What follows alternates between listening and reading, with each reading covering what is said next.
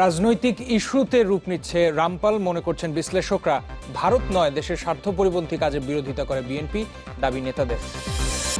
Answer আল ইসলাম নিষিদ্ধের সুপারিশ করতে যাচ্ছে আইন শৃঙ্খলা বাহিনী, গোপন তৎপরতা রুখতে কঠোর নজরদারির আশ্বাস। সিদ্ধান্ত ছাড়াই শেষ হলো নৌযান মালিকদের সাথে মন্ত্রণালয়ের বৈঠক, অংশ নেননি শ্রমিকরা। টানা ধর্মঘটে দুর্ভোগের এখন একটা দুর্ভোগের ভিতর পড়ে গেছে।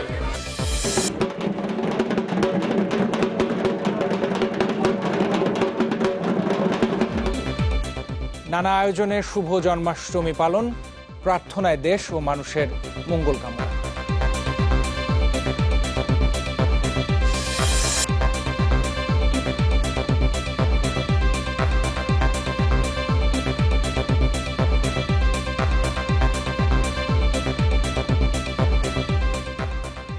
দর্শক, আমন্ত্রণ নিউজ 24-এ। এতক্ষণ শিরোনাম শুনছিলেন, সাথে আছি রাশেদুর রহমান এবং আমি নাজনীন নাসিরদৌলা।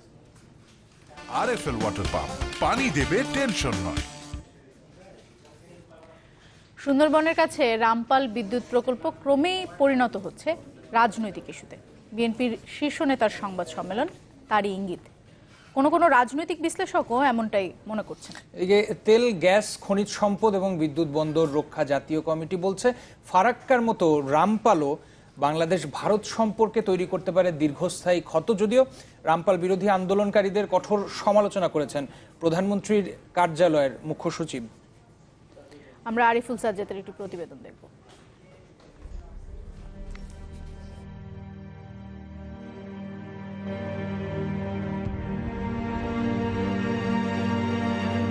ফারাক্কা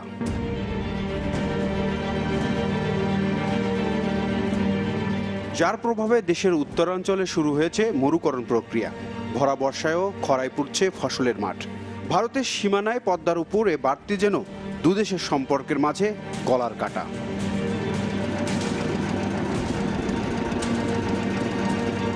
এবার নতুন বিতর্কে সুন্দরবন লাগোয়া রামপাল কয়লা বিদ্যুৎ কেন্দ্র। বিশ্বের সবচেয়ে বড় ম্যানগ্রোভ বনের ভিতর দিয়ে প্রবাহিত পশুর নদী দিয়ে কয়লা পরিবহন আর বিদ্যুৎ কেন্দ্রের কারণে মাটি, পানি ও বায়ু দূষণে ভয়াবহ ক্ষতির মুখোমুখি সুন্দরবন।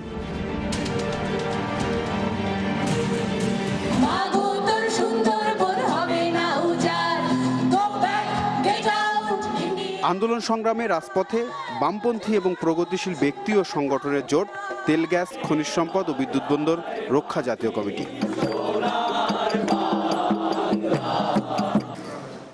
এবার এই প্রকল্পের বিরোধিতায় সরব বিএনপির নেতৃত্বাধীন 20 দলীয় জোট। তাহলে রামপাল কি রূপ নিচ্ছে ভারত বিরোধী রাজনীতির নতুন ইস্যুতে? রাজনীতি বিজ্ঞানের এই শিক্ষকের অভিমত তেমনই।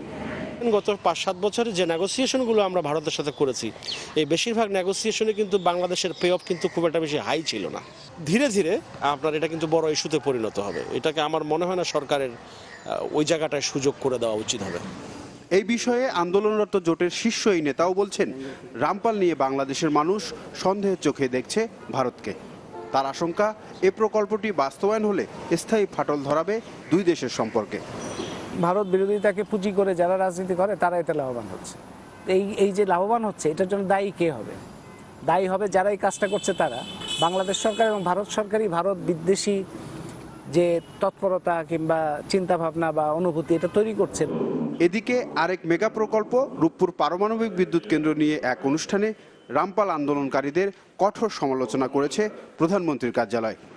মানুষের ক্ষতি হবে না, তাহলে পরে কি গাছপালার ক্ষতি হবে, বাঘের ক্ষতি হবে? তো তাদের তো দেশপ্রেম যদি বাঘ আর কি বলে গাছ নিয়ে থাকে, মানুষের ক্ষতির কথা একবারও বললো না।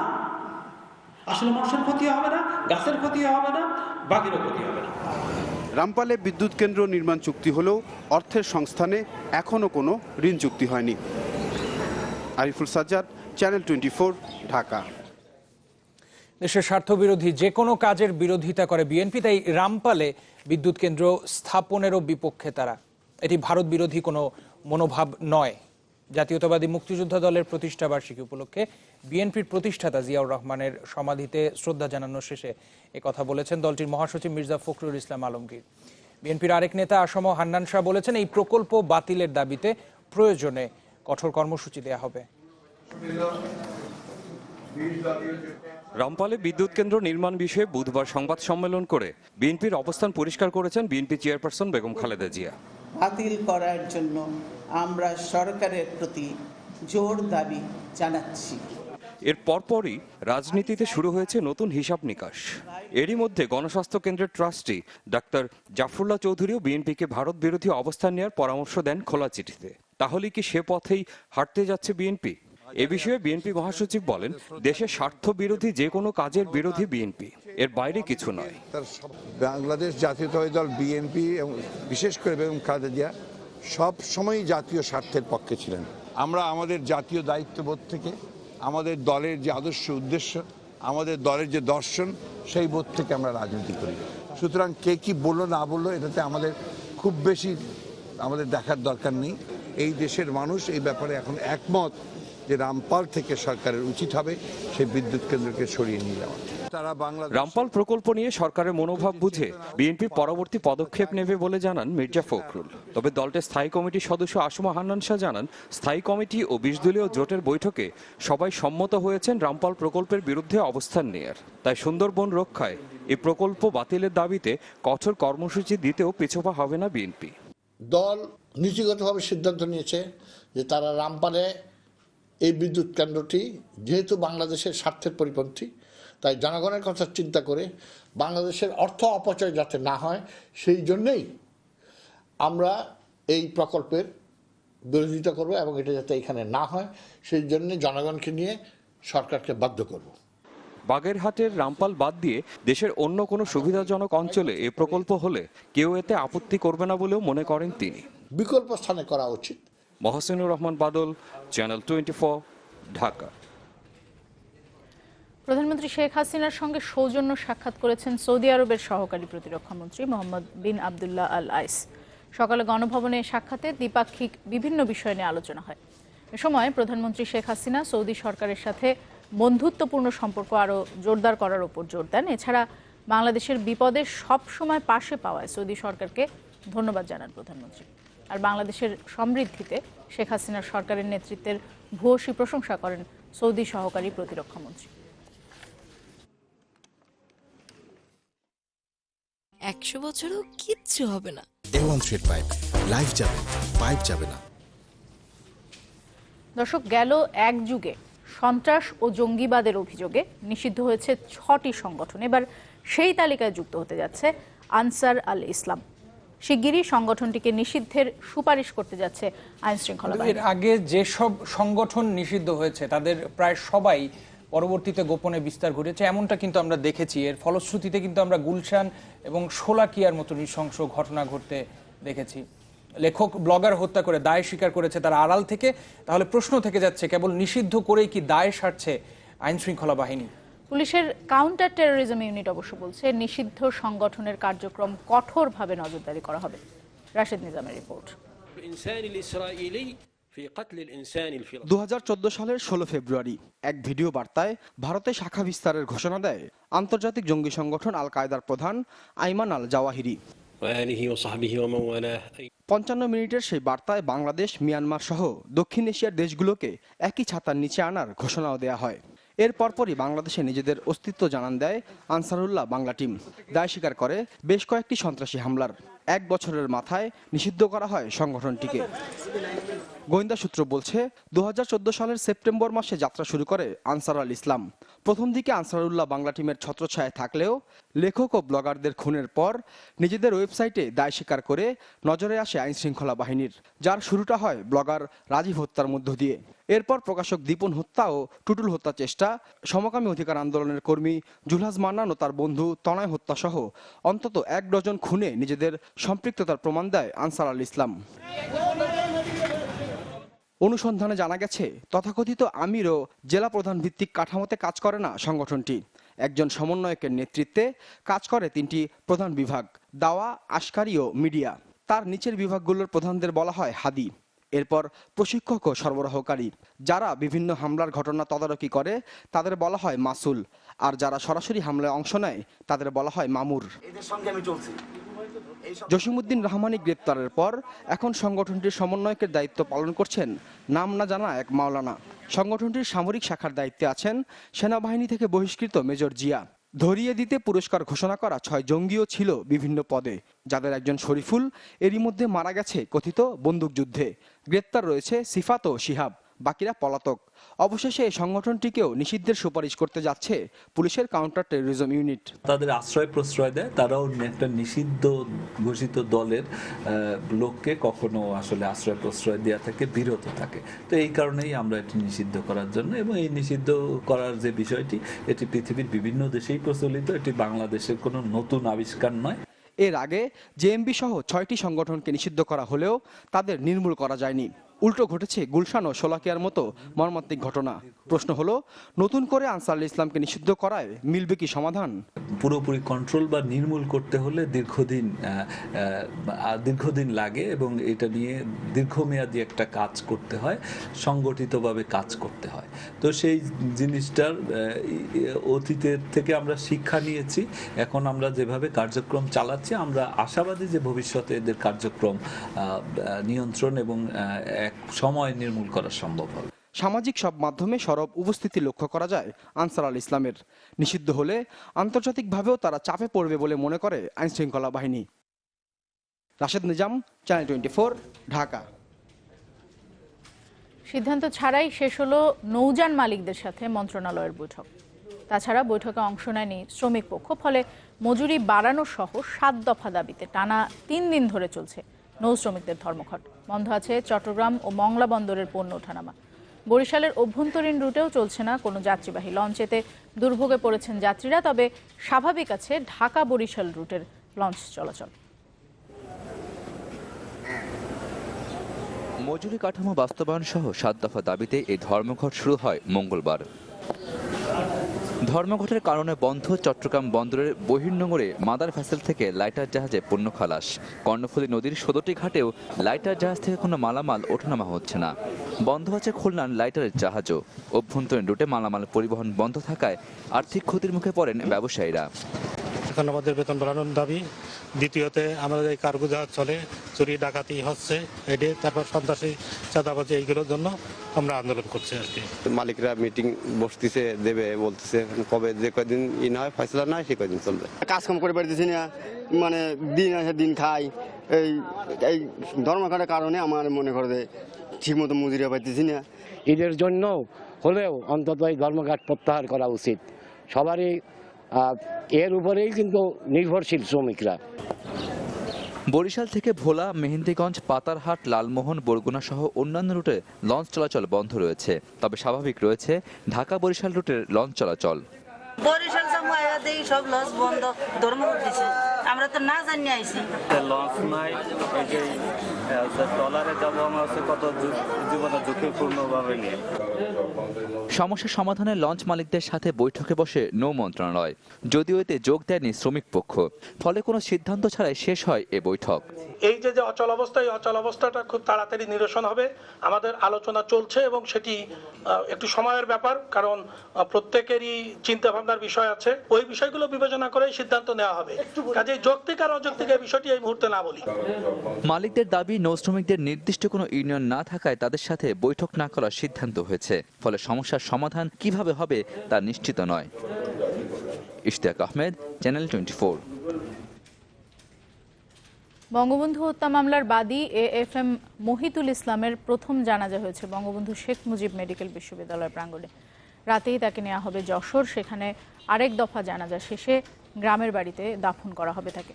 সম্প্রতি কিডনির সমস্যা নিয়ে বঙ্গবন্ধু শেখ মুজিব মেডিকেল বিশ্ববিদ্যালয় হাসপাতালের নেফ্রোলজি বিভাগে ভর্তি হন তিনি। উন্নত চিকিৎসার জন্য পরবর্তীতে তাকে ICUতে নেওয়া হয়, সেখানেই বেলা 3টার দিকে ইন্তেকাল করেন তিনি। মহিতুল ইসলাম 1996 সালে 10 ফেব্রুয়ারি বাদী হয়ে 20 জনকে আসামি করে ধানমন্ডি থানায় বঙ্গবন্ধু হত্যার মামলা দায়ের করেন।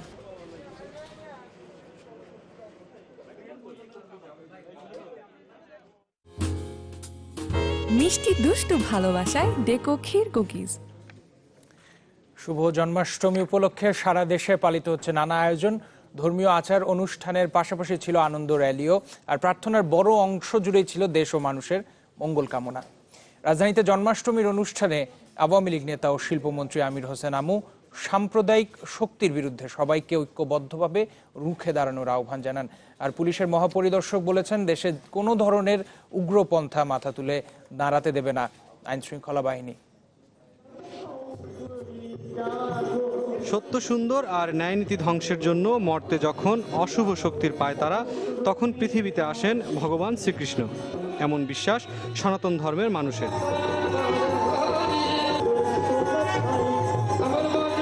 ধূপের আভা আর প্রদীপ জ্বালিয়ে ঢাকেশ্বরী জাতীয় মন্দিরে শুরু হয় শ্রীকৃষ্ণের জন্মদিন উদযাপনের আনুষ্ঠানিকতা।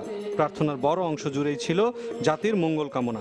আমরা ওনাকে প্রার্থনা জানাবো, আহ্বান জানাবো, আবার বাজাও তোমার পাঞ্চজন্য সুদর্শনধারী, এসো এসো ঋষিকেশ ধরার বার হারে। আজকে যে জন্মাষ্টমীর উৎসব, সেই উৎসবটি আমাদের আনন্দের উৎসব।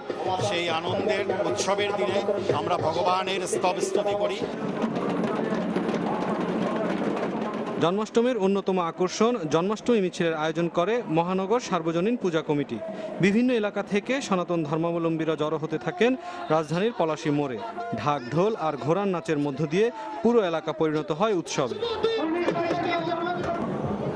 র্যালির আগে সংক্ষিপ্ত আলোচনায় শিল্পমন্ত্রী আমির হোসেন আমু বলেন, সাম্প্রদায়িক শক্তির বিরুদ্ধে সবাইকে ঐক্যবদ্ধভাবে রুখে দাঁড়াতে হবে। আর পুলিশ মহাপরিদর্শক AKM শহীদুল হক জানান, সম্প্রীতির এই দেশে কোনো ধরনের উগ্রপন্থা মাথা তুলে দাঁড়াতে দেবে না আইন শৃঙ্খলা বাহিনী। আজকে সেই অগ্রযাত্রাকে ব্যাহত করবার জন্য যে অপশক্তি তৎপরতা চালিয়েছিল, আজকে সেটাকে দমন করে আমরা এগিয়ে যাচ্ছি। আমরা বিশ্বাস করি, আমরা আশাবাদী, আবার যে ষড়যন্ত্র হচ্ছে সেই ষড়যন্ত্র আমরা নস্যাৎ করতে সক্ষম হব। এরপর বর্ণিল আয়োজনের মধ্য দিয়ে শুরু হয় মিছিল। সুসজ্জিত হাতি ঘোড়ার পাশাপাশি র্যালিতে অংশ নেয় উচ্চ শব্দের সাউন্ড সিস্টেমের ট্রাকের দীর্ঘ সারি। পুরনো ঢাকার বিভিন্ন এলাকা ঘুরে মিছিলটি শেষ হয় বাহাদুর শাহ পার্কে। জন্মাষ্টমীর আনন্দ মিছিল বের হয়েছে দেশের বিভিন্ন জেলায়। সাভারের পৌর এলাকার দুর্গা মন্দির থেকে বের হয় শোভাযাত্রা।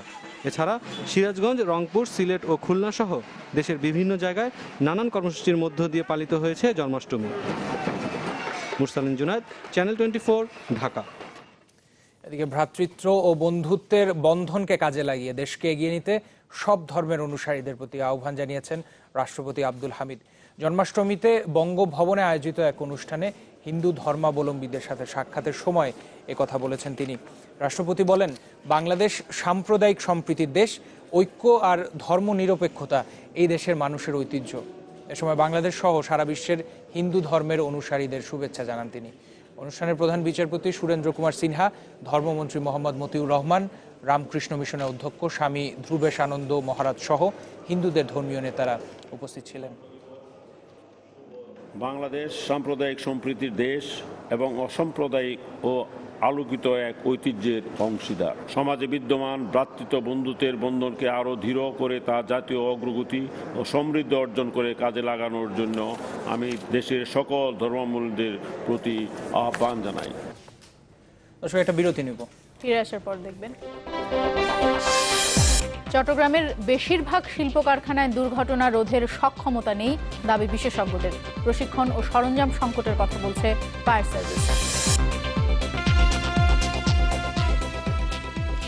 আরো একবার আমন্ত্রণ। আপনারা দেখছেন নিউজ 24। মাগুরায় সড়ক দুর্ঘটনায় বাবা মেয়ে নিহত হয়েছেন। দুর্ঘটনায় গুরুতর আহত মাকে ভর্তি করা হয়েছে হাসপাতালে। পুলিশ জানায়, সকালে এনজিও কর্মী সঞ্জয় স্ত্রী ও 5 বছরের মেয়েকে নিয়ে মোটরসাইকেলে করে শ্বশুরবাড়ি যাচ্ছিলেন। শালিখার আরপাড়া ব্র্যাক অফিসের সামনে মোটরসাইকেল নিয়ন্ত্রণ হারিয়ে গাছের সাথে ধাক্কা খায়। গুরুতর আহত অবস্থায় 3 জনকে ভর্তি করা হয় মাগুরা সদর হাসপাতালে। সেখানে চিকিৎসাধীন অবস্থায় মারা যান সঞ্জয় ও তার মেয়ে তৃষা।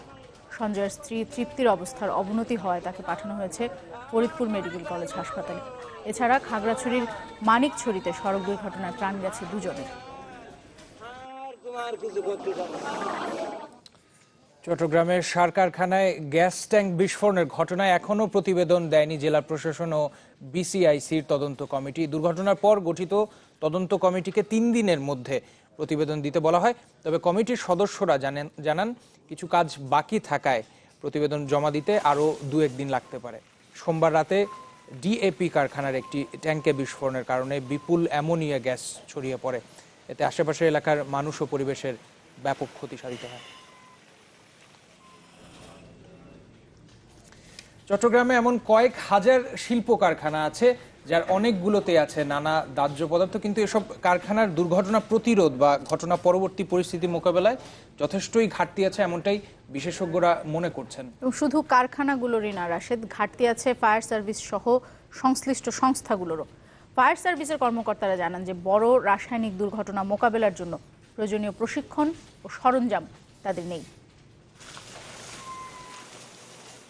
সোমবার রাতে চট্টগ্রামে ডিএপি সার কারখানার একটি ট্যাঙ্কে বিস্ফোরণের পর ছড়িয়ে পড়ে প্রায় ৩০০ টন অ্যামোনিয়া গ্যাস, যার প্রভাবে ক্ষতিগ্রস্ত হয় পরিবেশ, আক্রান্ত হয় অনেক মানুষ। এই ঘটনায় আবারও সামনে এসেছে রাসায়নিক দুর্ঘটনা রোধ কিংবা ঘটনা পরবর্তী পরিস্থিতি সামাল দেওয়ার সক্ষমতার বিষয়টি। বিশেষজ্ঞরা মনে করেন শিল্প কারখানাগুলোর পাশাপাশি এ নিয়ে ঘাটতি আছে সংশ্লিষ্ট সংস্থাগুলোরও। অ্যাক্সিডেন্ট হয়ে গেলে বিশাল ক্ষতি হয় এবং সত্যিকার অর্থে সেটাকে কন্ট্রোল আনা কী করা উচিত সেই সমস্ত জিনিসটা আমাদের এখানে লোকজন অতটা সচেতন না এবং আমাদের সত্যি বলতে টেকনিক্যাল নলেজটাও কম।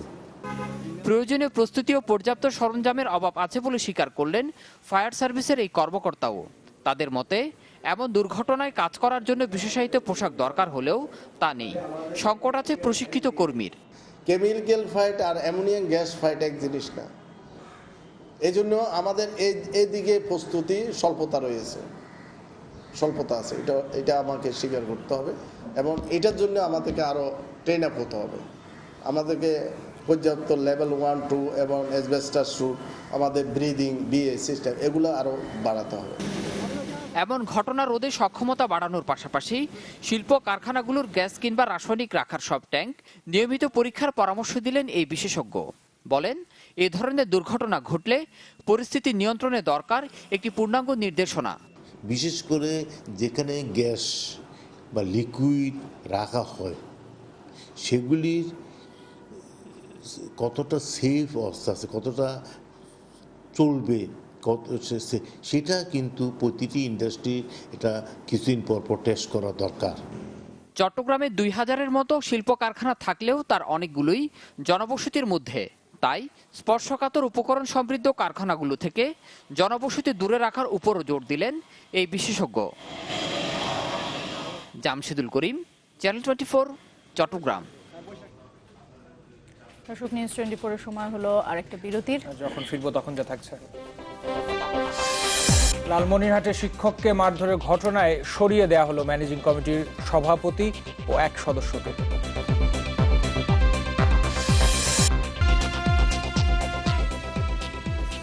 বিরতির পর আবারও ফিরলাম। আপনারা নিউজ 24 দেখছেন। সিরাজগঞ্জের কামারখন্দে র্যাবের সঙ্গে কথিত বন্দুকযুদ্ধে 2 জন নিহতের ঘটনা ঘটেছে। র্যাব জানিয়েছে, ভোরে উপজেলার জামতৈল এলাকায় ইউপি সদস্য মিল্টন হত্যার প্রধান আসামি ও পরিকল্পনাকারী সানু সহ অপর আসামিদের গ্রেপ্তারে অভিযান চালানো হয়। এ সময় সন্ত্রাসীরা র্যাবকে লক্ষ্য করে গুলি চালায়। র্যাবও পাল্টায় গুলি চালালে সানু ও লুৎফর নামে 2 জনের মৃত্যু হয়। ঘটনাস্থল থেকে একটি শটগান, গুলি ও দেশীয় অস্ত্র উদ্ধার করা হয়েছে। নিহতদের বিরুদ্ধে হত্যা, ডাকাতি সহ একাধিক মামলা রয়েছে।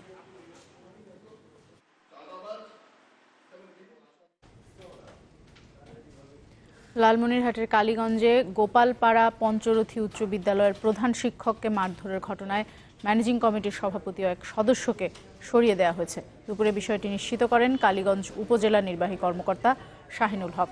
জানান, দিনাজপুর শিক্ষা বোর্ডের নির্দেশে তাদের পদ থেকে সরিয়ে দেওয়া হয়েছে। স্কুল তহবিল থেকে টাকা ধার না দেয়ায় প্রধান শিক্ষক জাহাঙ্গীর আলমকে প্রকাশ্যে জুতা পেটা করেন ম্যানেজিং কমিটির সভাপতি আতাউজ্জামান রঞ্জু। পরে এ ঘটনার বিচার দাবিতে আন্দোলনে নামেন শিক্ষক শিক্ষার্থীরা। 2 দফা ভারী বর্ষণে যশোরের 3 উপজেলায় পানিবন্দী হয়ে মানবেতর জীবনযাপন করছেন কয়েক লাখ মানুষ। দুর্গত মানুষের আশ্রয় নিয়েছেন উঁচু রাস্তা কিংবা আশ্রয় কেন্দ্রে। এবং দুর্গত মানুষরা বলছেন যে সরকারের পক্ষ থেকে ত্রাণ সহায়তা মিললেও তা খুবই নগণ্য এবং ক্ষুধার্ত এসব মানুষের জন্য জরুরিভাবে দরকার শুকনো খাবার আর নিরাপদ পানি। দফায় দফায় ভারী বৃষ্টিতে প্লাবিত হয়েছে যশোরের বেশ কিছু এলাকা। ভেসে গেছে কয়েক হাজার পুকুর, মাছের ঘের ও খালবিল। অতিবৃষ্টিতে সৃষ্ট এ বন্যায় মাছ চাষিদের প্রায় ৩০০ কোটি টাকার ক্ষতি হয়েছে। নষ্ট হয়ে গেছে রোপা আমন আর সবজির ক্ষেত। সরকারি হিসেবে জেলার ৩ উপজেলার ২২৫টি গ্রামের প্রায় ২ লাখ পরিবার এখন পানিবন্দী। এর মধ্যে নিরাপদে আশ্রয় নিয়েছেন প্রায় ২,০০০ পরিবার। আমাদের বাড়িতে পানি উঠে নদীর সাথে আর বাড়ির সাথে একস্তা হয়ে গেছে। আমরা এখন রাস্তার পারে রয়েছি, বাসা বেঁধে তাও থাকতে পারতেছি না। বাড়ি থাকতে পারছি, মালামাল রাখতে পারছি না, বাথরুমে যাচ্ছি পারতেছি না, পানি খাতে পারছি না। পানিতে ডুবে গেছে ৩ উপজেলার ১৬৮টি শিক্ষা প্রতিষ্ঠান। ছেলে মেয়ে স্কুলে পড়াশোনা করতে পারছি না, স্কুলেও তো অনেক পানি। আমরা পরীক্ষা দিতে পারতেছি না, আমাদের বই খাতা সব ভিজে ছিঁড়ে মেরে গেছে। পানিবন্দী এলাকায় ত্রাণ সহায়তা দেয়া হলেও দুর্গতরা বলছেন প্রয়োজনের তুলনায় তা কম। বাচ্চা খাওয়াজনই কাঁদতেছে, আমাদেরও খাওয়াজনই কাঁদতে ছিল না, খাই না দেই আমরা খুব কষ্টে ২-৩ দিন হয়ে গেছে, জানটা মানে সিং করা হয়ে গেছে। চাল দিল 5 কেজি করে, আর 1 পাকুড়ি তেল, এইসব দিয়ে তাই সব খাচ্ছি। এখানে সরকার এভাবে যা দিচ্ছে এটা অত্যন্ত অপ্রতুল, যেটা বন্যা দুর্গত ঘোষণা করে ব্যাপক ত্রাণ না করলে এইসব মানুষকে বাঁচানো যাবে না। স্থানীয় জনপ্রতিনিধিরা বলছেন জলাবদ্ধতা নিরসনে নেওয়া টিআরএম প্রকল্প বাতিল করায় এমন অবস্থা সৃষ্টি হয়েছে। বিলকপালিয়ায় এই টিআরএম বন্ধ করে দেওয়াতে নদীর যে গভীরতা সেটি নষ্ট হয়ে যায়, আবার নদী ভরাট হয়ে গেছে। এই মুহূর্তে ড্রেজিং করে যদি এই পানি না নামায় তাহলে আমার মানুষকে বাঁচানো যাবে না। ৮০ দশকেও এই অঞ্চলে ভয়াবহ জলাবদ্ধতায় ক্ষতিগ্রস্ত হন প্রায় ১০ লাখ মানুষ। এরপর সরকার কোটি টাকা খরচ করলেও কাজের কাজ কিছুই হয়নি। Desk report, channel 24। এটা বিরতির সময় হলো, ফিরে আসার পর দেখবেন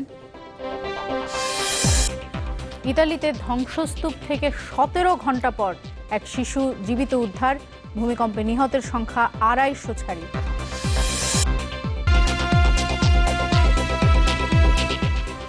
আরো একবার স্বাগত।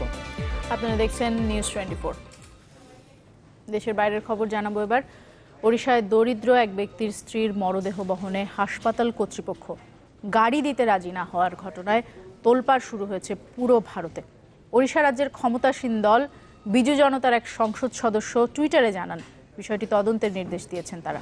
৪২ বছর বয়সী দানা মাঝি নামের ওই ব্যক্তি জানান তার স্ত্রীর মৃত্যুর পর হাসপাতাল কর্তৃপক্ষের কাছে মরদেহ বহনে গাড়ি চান তিনি। জানান ভাড়া বাবদ তার কাছে অর্থ না থাকায় গাড়ি দিতে রাজি হননি তারা। অনেক কাকুতি মিনতি করেও তাদের মন গলাতে পারেননি দানা মাঝি, তাই স্ত্রীর মরদেহ কাঁধে নিয়ে হেঁটেই রওনা দেন বাড়ির পথে। সাথে ছিল তার ১২ বছরের মেয়ে। এভাবে ১০ কিলোমিটার হাঁটার পর সহায়তা পান সংবাদকর্মীদের। তাদের প্রচেষ্টায় অ্যাম্বুলেন্সে করে বাড়ি ফেরেন তিনি। মার্কিন নির্বাচনের আগে আবারও তথ্য ফাঁস করার কথা জানিয়েছে উইকিলিক্স। ফক্স নিউজকে একথা জানান উইকিলিক্সের প্রতিষ্ঠাতা জুলিয়ান অ্যাসাঞ্জ। বলা হচ্ছে এসব তথ্য পাল্টে দিতে পারে এবারের নির্বাচনের সব হিসেব নিকেশ, যার মধ্যে থাকবে অপ্রত্যাশিত অনেক বিষয়। যদিও রয়টার্সের জরিপ বলছে এই মুহূর্তে নির্বাচন হলে হিলারির জয়ের সম্ভাবনা ৯৫ ভাগ। বড় বড় ১৯টি রাজ্যে তার জয়ের সম্ভাবনা রয়েছে, যার মোট ইলেকটোরাল ভোট ২৬৮টি। মার্কিন প্রেসিডেন্ট হতে দরকার হয় ২৭০টি ইলেকটোরাল ভোট। ২১টি ছোট ছোট রাজ্যে ট্রাম্পের জয়ের সম্ভাবনা থাকলেও সব মিলিয়ে সেখানে ইলেকটোরাল ভোট ১৭৯টি। যুক্তরাষ্ট্রের গুরুত্বপূর্ণ সহযোগী রাষ্ট্র ইসরায়েলের কট্টরপন্থী বিভিন্ন গণমাধ্যমে মার্কিন নির্বাচন নিয়ে আলোচনা হলেও তাতে নেই হিলারির কোনো ছবি। কারণ সিসেবে বলা হচ্ছে কট্টরপন্থী ইহুদিরা গণমাধ্যমে নারীদের ছবি প্রকাশ করাটা পছন্দ করেন না।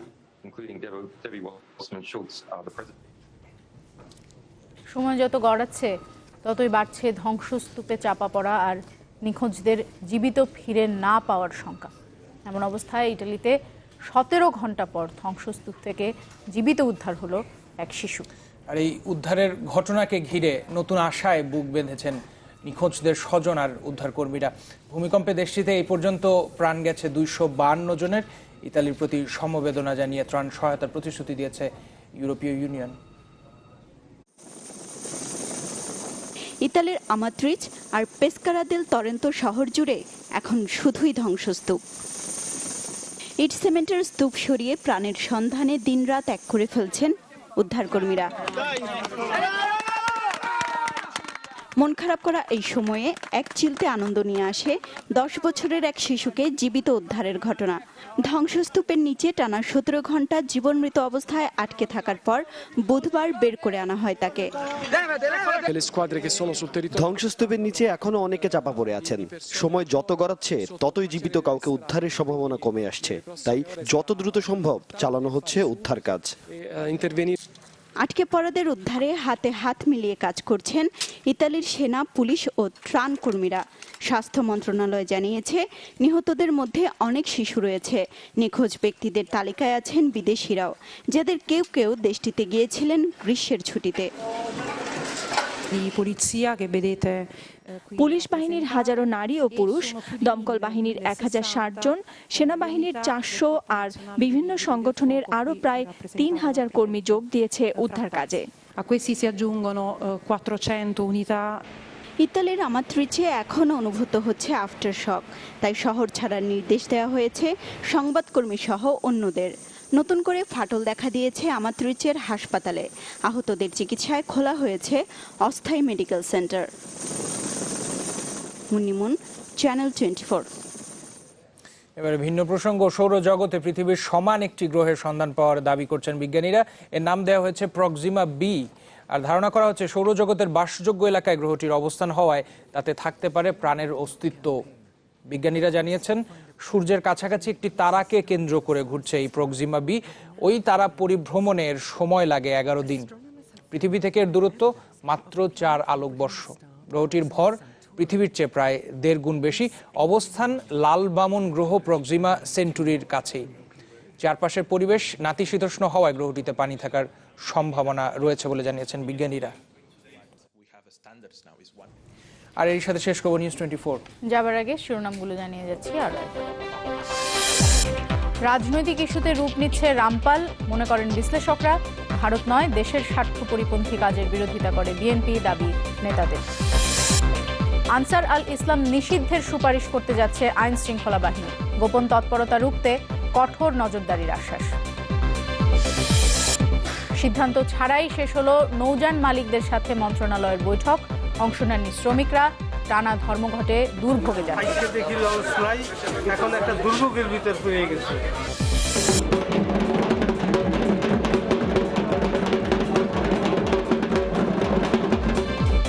নানা আয়োজনে শুভ জন্মাষ্টমী পালন, প্রার্থনায় দেশ ও মানুষের মঙ্গল কামনা।